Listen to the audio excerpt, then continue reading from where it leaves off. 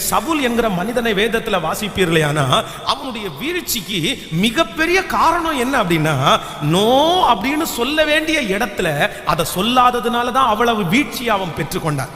நீங்கள் இந்த அந்த சவுலை குறித்து வேதத்தில் வாசிப்பீர்களே, ஆனால் ஆண்டவர் என்ன சொல்றாருன்னா, அந்த தேசத்துக்குள்ள போ, அந்த தேசத்துல இருக்கிற முற்றிலும் நீ எல்லாத்தையும் சங்காரம் பண்ணிரு, எதையுமே நீ உயிரோட வைக்க வேண்டாம்.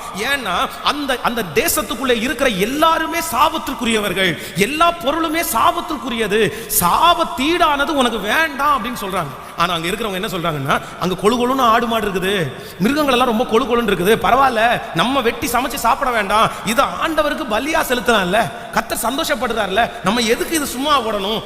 ஆண்டவர் நோ அப்படின்னு ஒன்ன சொல்லிட்டார் அப்படின்னா நான் நம்புறேன், அது நன்மையா இருந்தா கூட நமக்கு வேண்டான்னு நினைக்கிற பிள்ளை தான் தப்புவிக்கப்படுவார்கள், அல்லாத பிள்ளைங்க சிக்கிடுவாங்க.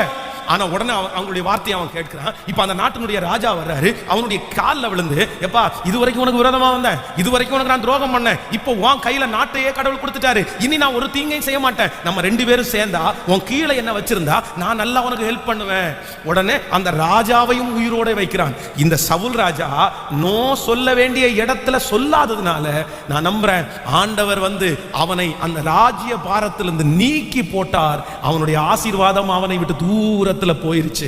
இன்றைக்கு இந்த ஜெபத்துல நிறைய பேர் எனக்கு தெரியும், நீங்க நோ அப்படின்னு சொல்ல முடியாத, அவங்களுக்கு சம்மதிச்ச அந்த ஒரே காரணத்திற்காக இன்னைக்கு நீங்க எவ்வளவு கஷ்டப்படுறீங்க, எத்தனை வருத்தப்படுகிறீர்கள், எவ்வளவு உங்களுக்கு அவமானமா இருக்கிறது.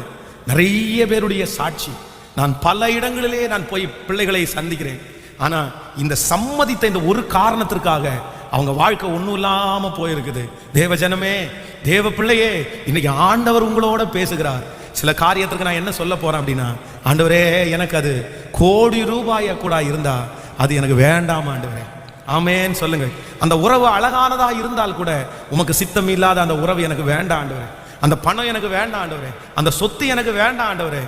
நான் நம்புகிறேன் நம்முடைய ஆண்டவர் எப்படியும் உங்களை உயர்த்துவார்.